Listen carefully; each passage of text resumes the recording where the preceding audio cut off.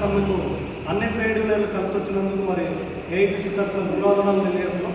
మరి దాదాపు కేంద్ర రాష్ట్ర ప్రభుత్వాలు అవలంబిస్తున్న విధానాలు ఎట్లున్నాయంటే పెట్టుబడిదారులకి కార్పొరేట్ సెక్టర్కి అన్ని ఉన్న ఆస్తులన్నీ కట్టుబెట్టేసి కనీస వేతనాలు ఇవ్వకుండా కార్మికులు రోడ్డు పాలు చేసినందుకు ఇప్పటికైనా కూడా కేంద్ర రాష్ట్ర ప్రభుత్వాలు గుర్తు తెచ్చుకొని కనీస వేతనం 26,000 రూపాయలు అమలు చేయాలి.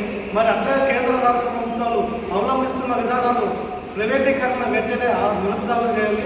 మరి దీనందరికీ రేపు జరిగే 12వ తారీఖు సార్వత్రిక సమ్మెకు కార్మికులు కర్షకులు అందరూ ఏకమయ్యి రోడ్లపైకి వచ్చేసి స్వచ్ఛందంగా పనులు మొదలుకొని స్వచ్ఛందంగా రోడ్లపైకి వచ్చి నిరసన కార్యక్రమం చేపట్టవలసిందిగా ఏఐటీసీ తరఫున తెలియజేస్తున్నాం. ఈరోజు సిపిఐ ఆఫీస్ నుండి రేపు జరగబోయే సమ్మెకు గురించి సమావేశం ఏర్పాటు చేయడం జరిగింది. ఈ సమావేశంలో INTUC, AITC, HMS, CITU, AITC మరియు వైఎస్ఆర్టీయు సంఘాలన్నీ కూడా ఏకతాటిపై వచ్చి రేపు జరగబోయే సమ్మెకు మద్దతుగా మేమంతా కలిసికట్టుగా పనిచేస్తామని చెప్పి వైఎస్ఆర్టీయు తరఫున మేము కోరుకుంటున్నాం. అదేవిధంగా ప్రభుత్వము, మోడీ ప్రభుత్వం కూడా కార్మికుల దాని మీద చాలా వ్యతిరేకమైనటువంటి ఇది చేయబోతోంది. రాష్ట్రంలో కూడా అవుట్సోర్సింగ్ పద్ధతిలో ఇచ్చి 16 గంటలు 10 గంటలు పని చేసి చాలీ జీతాలతో అవుట్సోర్సింగ్ విధానంలో పనిచేసి ఏదో ఒకటి యాక్సిడెంట్ వల్ల ఏదైనా జరిగినా కూడా వారి భార్య పిల్లలు కూడా ₹1 వచ్చే పరిస్థితి లేదు. కనీసం వాళ్ళు కూడా భద్రత కల్పించాలా. సెంట్రల్ గవర్నమెంట్ అయితేనేమి, స్టేట్ గవర్నమెంట్ అయితేనేమి కార్మికులు కష్టపడి పనిచేసి ప్రతి ఒక్కటి కూడా వాళ్ళని పిల్లలు పోషించడానికి కూడా చాలీ జీతాలతో పనిచేస్తున్నారు. కాబట్టి వాళ్ళకి ఉద్యోగ భద్రత కల్పిస్తూ వాళ్ళు సరైన జీతాలు కూడా ఇవ్వాలని చెప్పి కోరుకుంటూ సెలవు తీసుకుంటారు. ఈరోజు సిపిఐ ఆఫీస్ నందు జరుగుతున్నటువంటి ఈ సమావేశానికి వచ్చేసినటువంటి అన్ని పార్టీల ట్రేడ్ యూనియన్ల నాయకులందరికీ కూడా స్వాగతం సుస్వాగతం తెలుపుతూ మరి రేపు జరగబోయే సార్వత్రిక సమ్మెను జయప్రదం చేసే పనిలో భాగంగా మరి ఇక్కడ వచ్చినటువంటి నాయకులందరూ కూడా తమ ట్రేడ్ల యూనియన్ల ద్వారా ప్రజాసేకరణ ఎక్కువగా తీసుకొని మరి జరగబోయే కార్యక్రమాన్ని విజయవంతంగా నిర్వహించి మరి ముఖ్యంగా రేపు జరగబోయే కార్యక్రమం యొక్క ఉద్దేశం ఏమంటే మరి కేంద్ర ప్రభుత్వం అయితేనేమి, రాష్ట్ర ప్రభుత్వం అయితేనేమి కార్మికులందరినీ కూడా పూర్తిగా వంచే ప్రయత్నాలు జరుగుతూ ఉన్నాయి. మరి గత 100 సంవత్సరాల క్రితం పోరాడి సాధించుకున్నటువంటి 10 గంటల పని విధానాన్ని రద్దు చేసి 8 గంటలకు సాధించుకుంటే మరి కేంద్ర రాష్ట్ర ప్రభుత్వాలు మరి సేమ్ అదే విధంగా పూర్వకాలంలో ఏ విధానంలో అయితే 10-12 గంటల పని విధానాన్ని అవలంబించినాయో మరి ఇప్పుడు ప్రస్తుతం జరుగుతున్నటువంటి ఈ 2026 సంవత్సరంలో కూడా మరి 10 గంటల విధానాన్ని తీసుకురావడం చాలా దుర్మార్గమైనటువంటి చర్య. మరి దీన్ని పూర్తిగా కార్మిక సంఘాలు, ప్రజా సంఘాలు, కమ్యూనిస్ట్ పార్టీలు, అన్ని ట్రేడ్ యూనియన్లందరూ కూడా ఖండిస్తూ ఉన్నాం. మరి అలాగే మరి వీళ్ళు చేస్తున్నటువంటి ఈ యొక్క కేంద్ర ప్రభుత్వానికి చంద్రబాబు ప్రభుత్వం కూడా పూర్తిగా ఒత్తాసు పలుకుతూ మరి ఎటువంటి కూడా కార్మికులకి న్యాయం చేసే విధంగా చట్టాలు కానీ జీవోలు కానీ ఏమీ అయితే లేవు. మరి పూర్తిగా చంద్రబాబు నాయుడు నరేంద్ర మోడీకి ఒత్తాసు పలుకుతూ ఆయన ఏ స్కీములు అయితే ఏం చట్టాలు అయితే చేస్తూ ఉన్నాడో ఆ చట్టాలన్నింటినీ కూడా మద్దతు పలుకుతూ మరి మన రాష్ట్ర ప్రభుత్వాన్ని పూర్తిగా ఎప్పుడైతే బైబర్గేషన్ జరిగిందో అందుకంటే డబుల్గా మనం ఇప్పుడు రాష్ట్ర ప్రభుత్వం వెనక్కి తీసుకొని పోయి ప్రజలను అయితేనేమి, మిడిల్ క్లాస్ అయితేనేమి, మరి కార్మికులను అయితే పూర్తిగా అధ్వాన పరిస్థితుల్లోకి తీసుకొచ్చింది.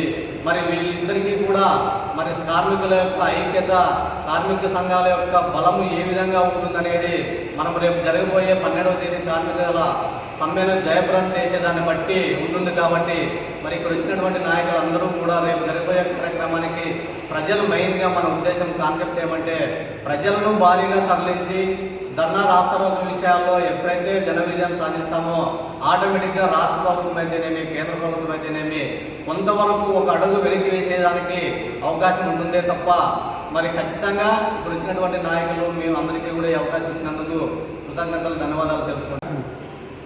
ఈరోజు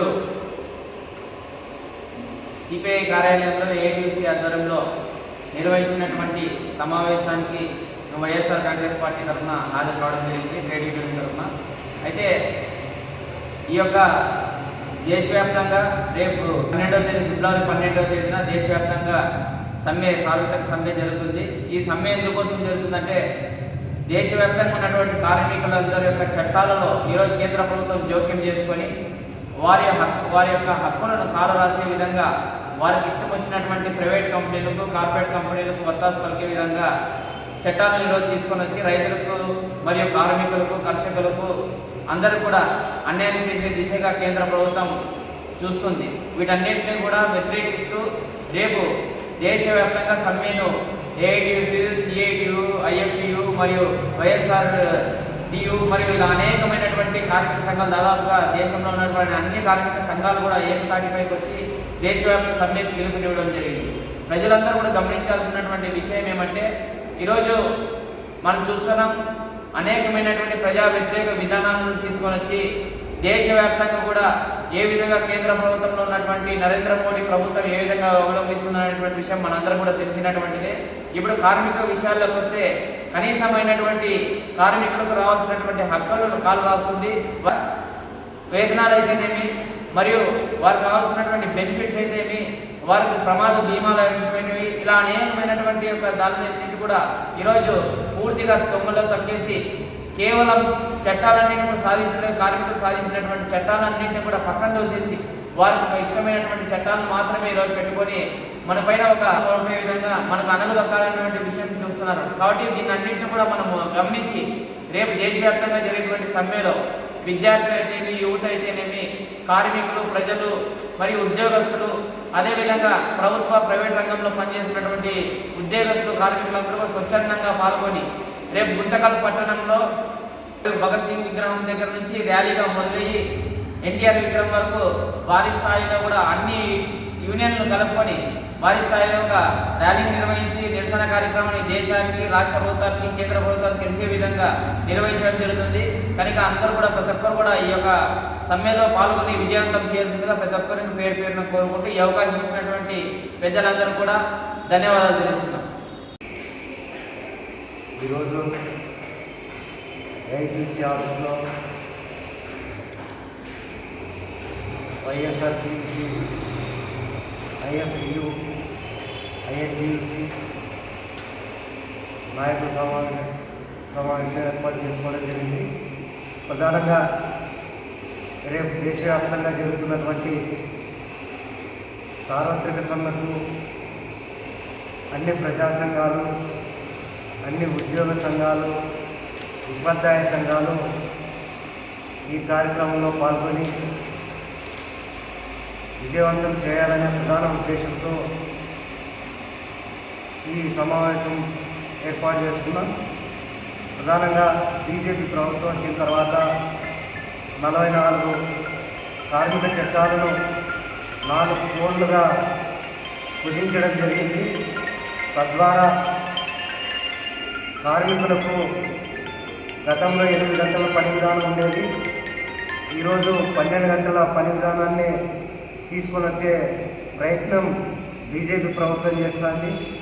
అనేక మంది ప్రాణత్యాగాలు చేసి జైలుకు వెళ్ళి 8 గంటల పని విధానాన్ని సాధించుకుంటే ఈరోజు బీజేపీ ప్రభుత్వం 12 గంటల పని విధానాన్ని ప్రవేశపెట్టాలని ఒక కుట్రతో ఈ 4 లేబర్ కోడ్లు తీసుకొని రావడం జరిగింది.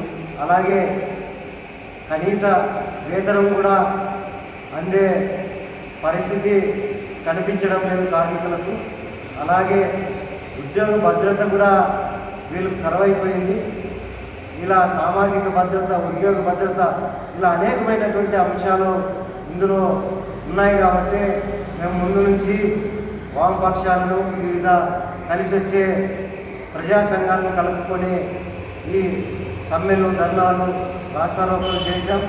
కాబట్టి రేపు ఒక మహత్తరమైనటువంటి సమ్మె చేయబోతున్నాం. కాబట్టి ఇందులో అన్ని ప్రజా సంఘాలు పాల్గొని ఈ సమ్మెను జయప్రదం చేయాల్సిందిగా ఈ సందర్భంగా ఉద్యోగస్తులకు, కార్మికులకు, సంఘటిత అసంఘటిత కార్మికులకు పిలుపునిస్తా ఉన్నాం. సమ్మెను